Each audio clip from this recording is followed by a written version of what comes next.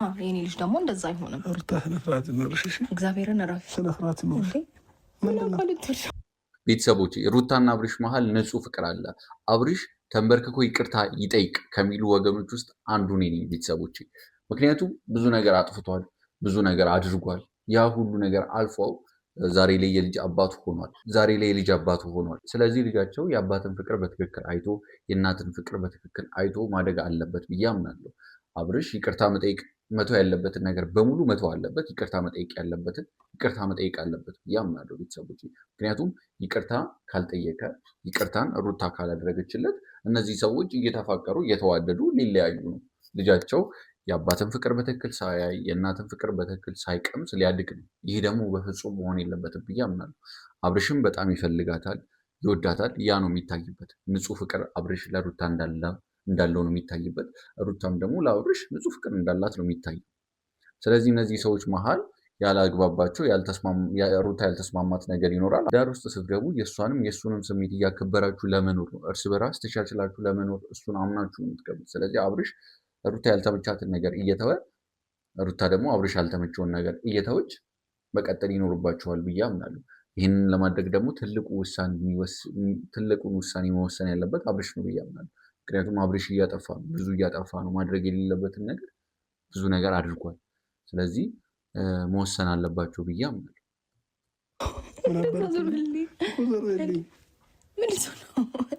እያስፈራኝ ነው። ወደዛ ዞር በል አንተ።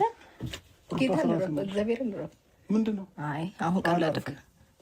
ዞር በል። እንዳውም አብሬሽ ነው የምተኛው። ኧረ እባክህ አይቻልም። ናፍቀሽኛል በጣም ነው እነዚህ ልጆች ቤተሰቦች ግልጽ ግን አሁንም ቢሆን ቢታረቁ ፍቅራቸውን ለማስቀጠል ትዳራቸውን ለማስቀጠል ሰላማቸውን ለማስቀጠል በጣም ብዙ መወሰን ያለባቸው ውሳኔዎች አሉ።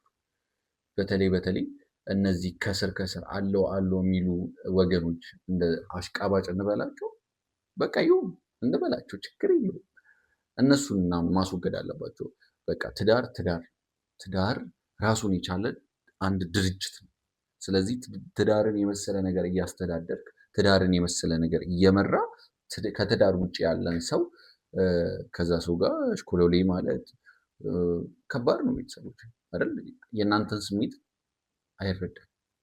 ከትዳር ውጭ ያለ ሰው አሁን ለምሳሌ እኔ ባለትዳር አይደለሁ፣ ጓደኛዬ ባለትዳር ከሆነ እሱ ያለበትን ስሜት እኔ በትክክል አልረዳም።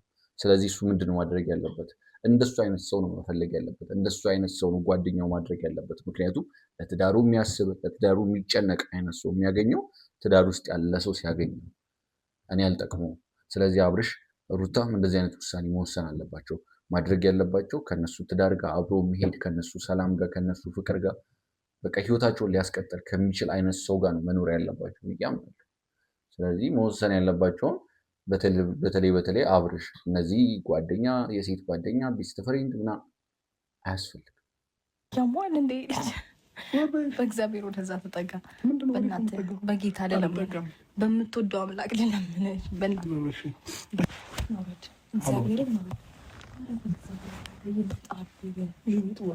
ምን ታደርጊያለሽ መሰለሽ? ይህ ነገር ቤተሰቦች መቀጠል አለበት፣ መቆም የለበት። ግን ደግሞ አብርሽ በዚህ ሁኔታ አይደለም መቀጠል ያለበት። ምክንያቱም ቤተሰቦች አሁን ነገ ምን አይነት ቪዲዮ ትጠብቃላችሁ?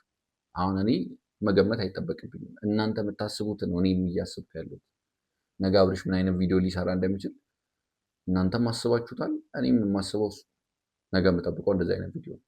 አብርሽ ይህንን አያደርግም ማለት አልችልም። ምክንያቱም እየሆነ ካለው ነገር አንጻር ነው። ከዚህ በፊትም ከሩታ ጋር ገብቼ እወጣለሁ በዚህ ውጪ በዚህ ሲል ቆይቶ ከዛ ነገር ደግሞ ምን እንደሚያደርግ አሳይቶናል። ከዛ አንጻር ነው ያልኳችሁ። ብቻ ምንድን ነው የሚባለው? ጸሎት አድርጉለት፣ ጸሎት እናደርግለታለን። ልቀቀኝ! ወይኔ ጉዴ! እናቴ እናት አንቺ ስርዓት ይኖርሽ እማ። ሰላም ሰላም ሰላም ሰላም! ውድ የኛ ፋሚሊዎች እንዴት ናችሁ? ደህና ናችሁ? እኛ በጣም ደህና ነን፣ እግዚአብሔር ይመስገን። ዛሬም እንግዲህ ተመልሼ ወደ እናንተ መጥቼላችኋለሁ። ተመልሼ ስመጣ እንግዲህ ፋሚሊዎቼ ዛሬም በአዲስ ነገር ነው የመጣሁት። አሪፍ እናንተንም ሩታንም ያዝናናል ብዬ ያሰብኩትን ነገር ይዤላችሁ መጥቻለሁኝ። ትናንትናም ትንሽ ሩታ በአንዳንድ ነገሮች ተደባብራለች። ሁለተኛ እንዳይደብርሽ እንዳይከፋሽ በስንት መከራ ያገገምኩትን በሽታ ላይ ጥለት ጉንፋን ይዞኛል ብለህ ጉንፋን አስያዝከኝ ከነ ልጄ። እንደ ጉንፋን ያዘሽ? አሁን እድሜ ለእናቴ በአንዴ ለቀቀኝ እንጂ እናቴ ባትኖርማ ገለኝ ነበር። አንተ ጮህ ግን እያደገ ነው። ፈጣሪ ይመስገን። ምናምን መነጽራችን ቀጭ አድርገን እጁን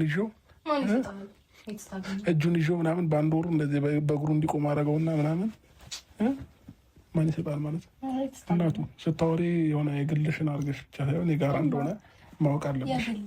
ኧረ እባክህ ተሰቃይቼ ተንከራትቼ ይሄ ጌታ ስንት ነገር አይቼ ወለድኩት ልጄ የግሌ የራሴ ነው።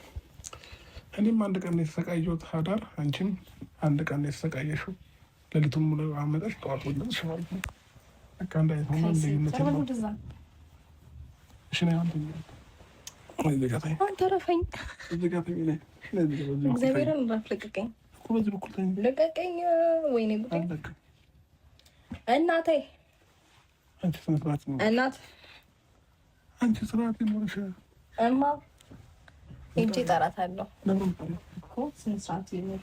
ፀጉሬን ማበላሽ ምናሽ ፀጉሬን ማበላሽ ስርዓት ይኖር። ለስራሽ ፀጉርሽ አሁን ልጁ የሚሰራሽ የለም። እኔ ለስራሽ ከፈለኩኝ ፀጉር የሚሰራ ሰው ቤት ድረስ አስመጣለሁ። እኔ ለስራሽ ሰማኸኝ? ከፈለኩ ቤት ድረስ አስመጣለሁ የሚሰራ ሰው ከፀጉር ቤት አልፈልግም። አራስ ነኝ። እዛ ለፋሚሊዎች የምታወራውን ነገር ለምንድን ነው ጠንቅቀው ማታውቀው? እንደ አራስ ነኝ። ከፈለኩ ማሰራት ግን አማረብሽ። እሺ ያለሁት እኮ እናቴ ቤት ነው። እኔ ጋር እያለሽ ምን ወደ ደመሽን መጣኩሽ እንዴ?